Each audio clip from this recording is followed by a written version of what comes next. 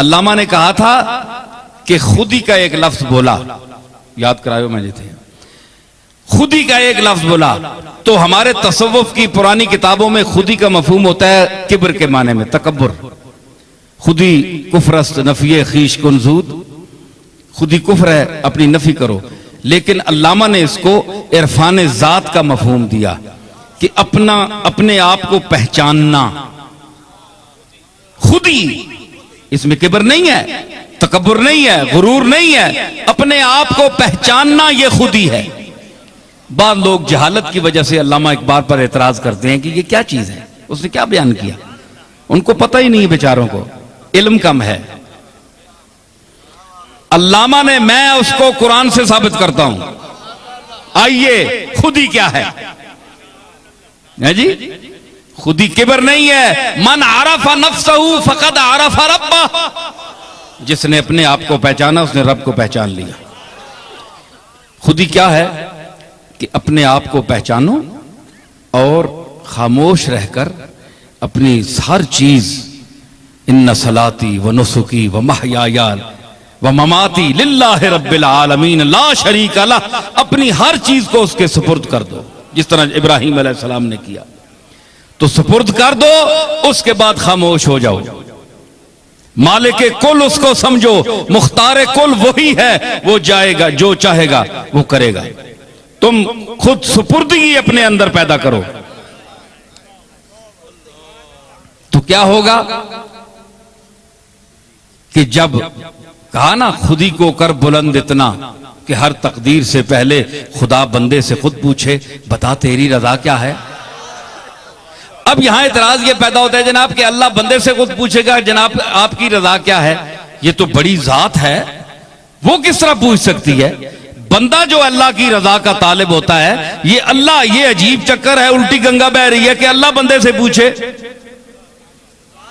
तो अल्लामा पर फातिरुल अक्ल लोगों ने, जो अक्ल से खाली थे, इल्म कम था, उन्होंने इतराज कर दिया। तो अल्लामा की तरफ से मैं जवाब देता हूं, तो मुझे ये बता तेरी रजा क्या है। ये बंदा एक कामिल मुराद है, हर नथु खैरा नहीं है, कामिल आदमी, कामिल इंसान। अगर ये नहीं है तो क्यों फरमाया कद नरा तकल्लुब वजहिका फिस समाए फलनुवल्लियन्नका क़िबलतन तरदाहा।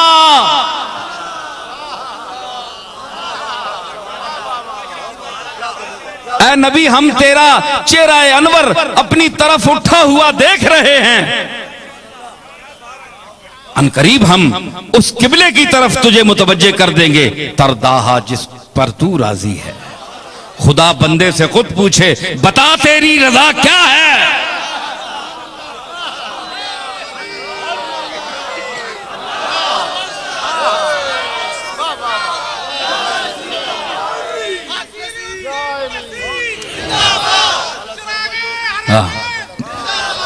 हैं जी, क्या है कि बता तेरी रजा क्या है। फलनुवल्लियन्नका कद नरा तकल्लुब वजहिका फिस समा, हम देख रहे हैं मोहम्मद तेरे चेहरे को उठा हुआ अपनी तरफ। समा का माना ऊंची तरफ होती है, समा का ये माना आसमान भी होता है, लेकिन अरबी में समा हर ऊपर वाली चीज को समा कहते हैं।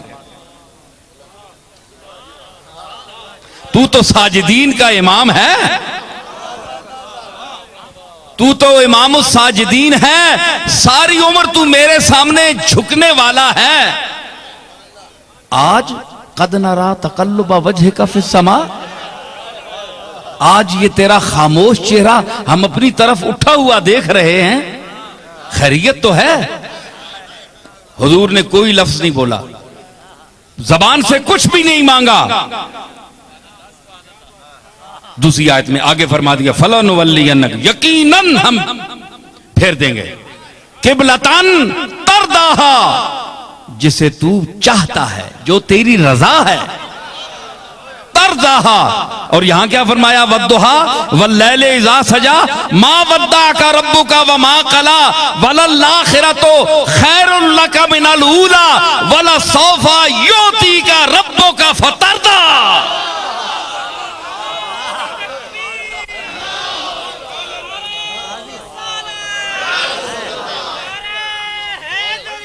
मिन नेमतिन तुजजा इल्ला इब्तिगा वजह रब्बिहिल आला वलसौफ यरदा। इससे पहली सूरत है। इसका मुखातिब पता है कौन है? सिद्दीक़ अकबर हैं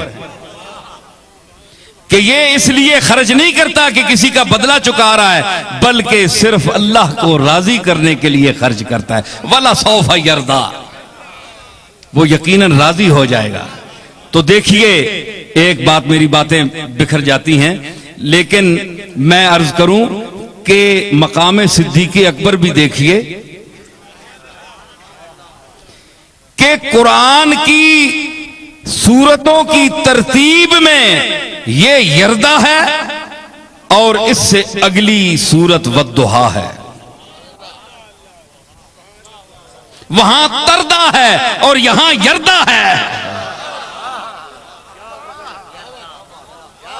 पहली सूरत, इससे पहली सूरत में इख्तिताम उसका यरदा पर है और इसके बाद जो वद्दुहा है इसमें तरदा है।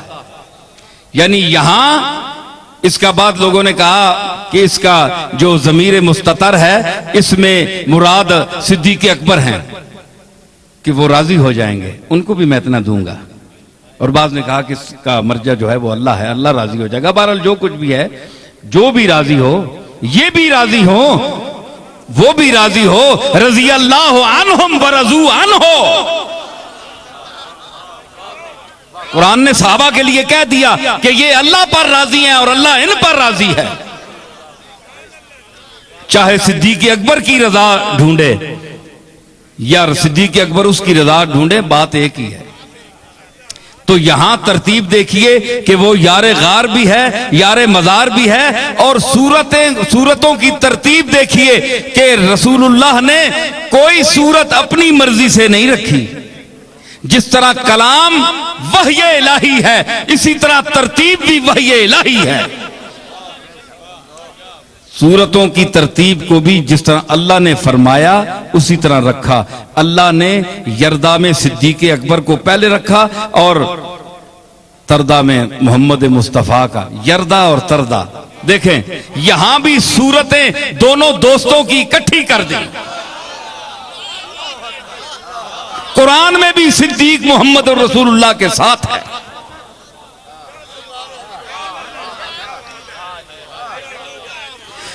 तो क्या फरमाया कि फलनुवल्लियन्नका क़िबलतन तरदाहा, हम तू राजी हो जाएगा। तो क्या है, बता तेरी रजा क्या है। फिट हो गई ना गल, सही होगी।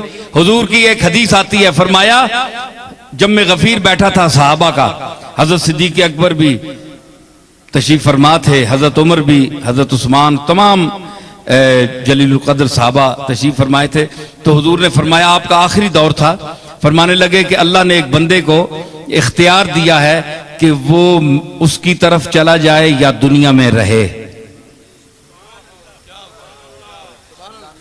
ये हदीस है और तमाम मुस्तनद मजमुआ हाय हदीस में ये हदीस मौजूद है।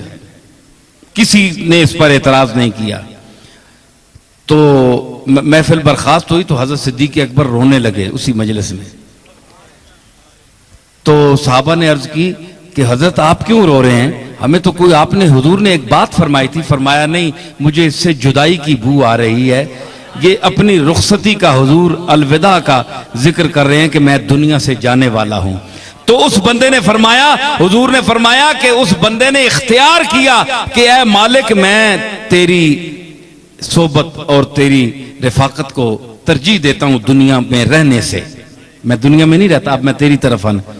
तो अब देखिए कि ये इख्तियार दिया ना, ये इख्तियार दिया ना। आप तो कहते हैं कोई इख्तियार नहीं है। भाई आपको इख्तियार नहीं दिया होगा,